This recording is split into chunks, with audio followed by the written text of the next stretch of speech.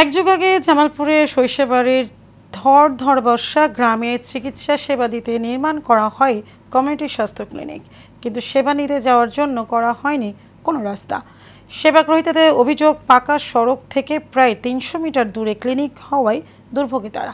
তাই দ্রুত সড়ক নির্মাণের দাবি তাদের। প্রতিনিধি মোস্তাক আহমদ মনির তথ্য ছবিতে বিস্তারিত জানাচ্ছেন রাশেদ আকুন।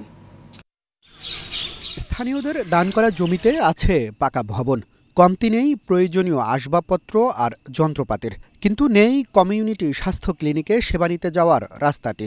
বলছে জামালপুরের সরিষাবাড়ির চর ধারাবর্ষা গ্রামের মানুষের দুর্ভোগের কথা। উপজেলার কামরাবাদ ইউনিয়নের চর ধারাবর্ষা গ্রামের মানুষকে চিকিৎসা সেবা দিতে ২০১৩ সালে নির্মাণ করা হয় স্বাস্থ্য ক্লিনিকটি। ২০১৫ সালের জুনে শুরু করা হয় এর কার্যক্রম। সেবা গ্রহীতাদের অভিযোগ, শুষ্ক মৌসুমে জমির আইল দিয়ে ক্লিনিকে কোনোভাবে যাওয়া গেলেও বর্ষায় বন্ধ থাকে সেবা কার্যক্রম। রাস্তা আমরা ক্লিনিকে যাইতে পারি না, এর জন্য আমাদের রাস্তার দরকার। আইল পাথর দিয়ে গেলে সমস্যা, জমিওয়ালা গালাগালি পারে। বর্ষা গেলে আসন যায় না,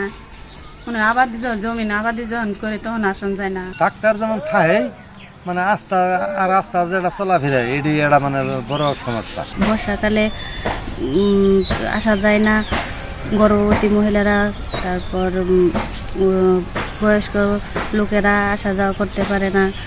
দুর্ভোগের কথা স্বীকার করে রাস্তার সমস্যা সমাধানে সহযোগিতার আশ্বাস উপজেলা স্বাস্থ্য কর্মকর্তার। যাতায়াতের ব্যবস্থাটা এত সংকটাপন্ন হওয়া, তারা এখানে সেবা নিতে আসা রোগীরা দুর্ভোগের শিকার হয়। এই ব্যাপারে আমি সংশ্লিষ্ট প্রশাসন এবং যারা আছেন তাদের দৃষ্টি আকর্ষণ করছি এবং তাদের বরাবর আমি চিঠি দিয়ে অবহিত করেছি।